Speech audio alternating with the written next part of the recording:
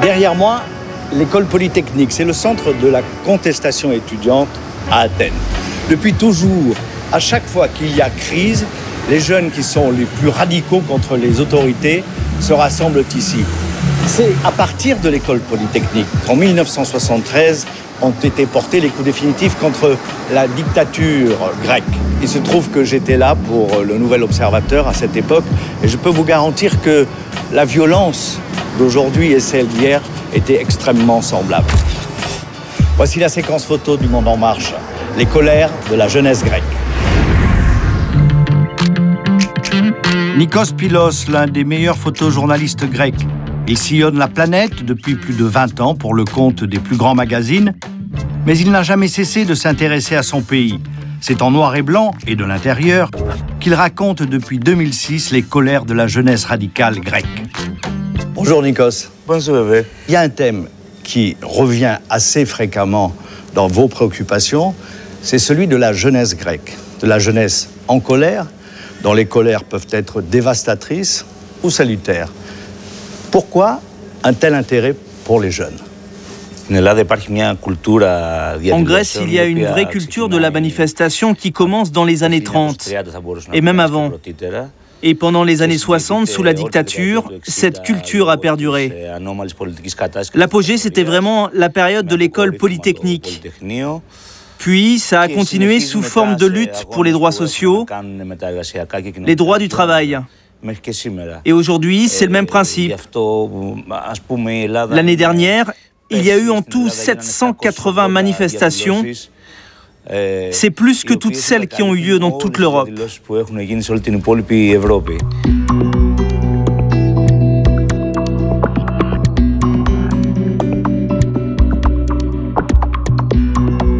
On va commencer par cette première photo qui date de 2006. À l'époque, il y avait les enseignants, les lycéens, les étudiants qui sortent dans la rue pour protester contre, notamment, déjà, la privatisation de l'enseignement et pour les salaires. Et cette première photo, c'est une photo de guerre civile, pratiquement. Cette photo, je l'ai faite à côté de l'école polytechnique. Au moment où la manifestation arrivait, un groupe de policiers anti-émeutes s'en est pris à la foule. Là, on voit la réaction des étudiants qui s'insurgent de la manière dont la police les traite.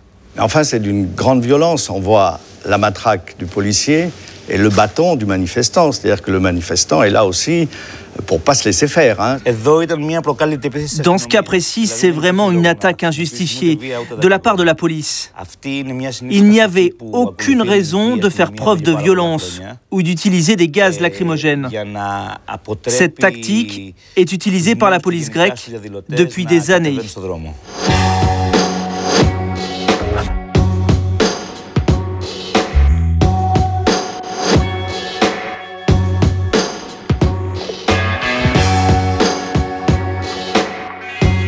Dans cette photo, il y a toujours votre regard malicieux, évidemment.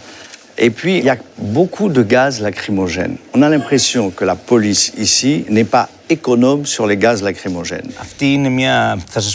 Vous savez, il y a un exemple très caractéristique.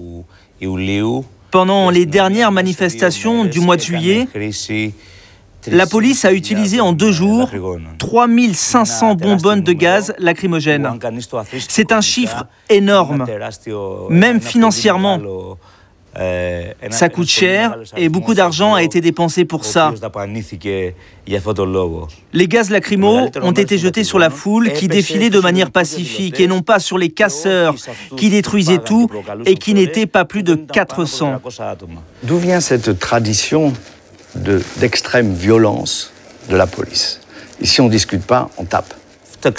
Ça remonte à longtemps, aux années 30, pendant la première dictature de Métaxas.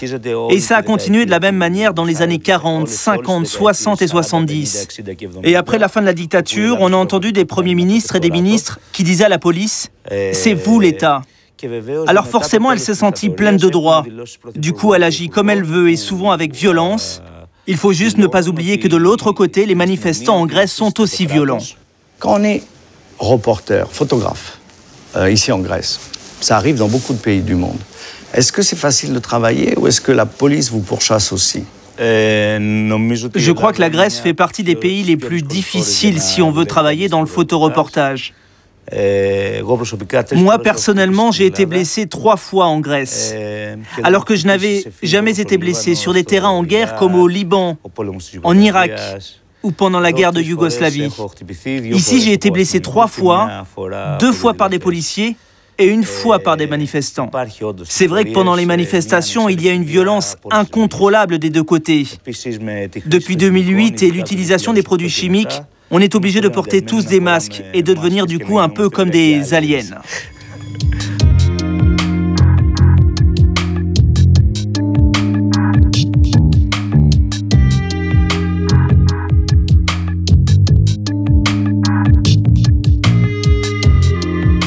L'autre photo, là, alors là, c'est vraiment l'aboutissement. C'est vous avez, décoré un arbre de Noël à votre manière, très particulière.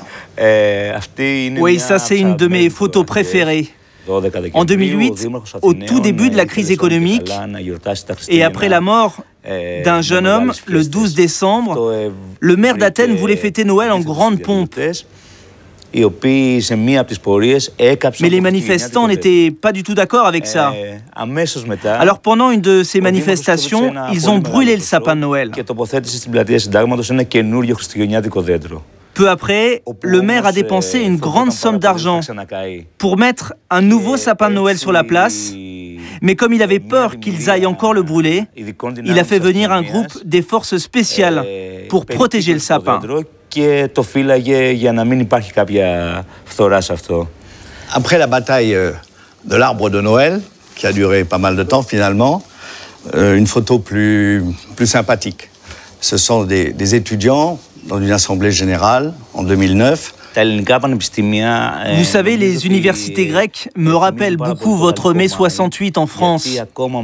Dans les facs en Grèce, on assiste à un fort débat politique, à un échange d'idées. Les gens échangent énormément, ils débattent et ils défendent surtout leur avis. Ils sont vraiment prêts à participer à la vie politique. Alors, vous n'êtes pas politicien, vous n'êtes pas militant, donc je ne vais pas vous demander une analyse de la situation politique. Mais comme reporter photo, vous sentez que vous allez retourner dans la rue bientôt ou pas pour couvrir les manifestations?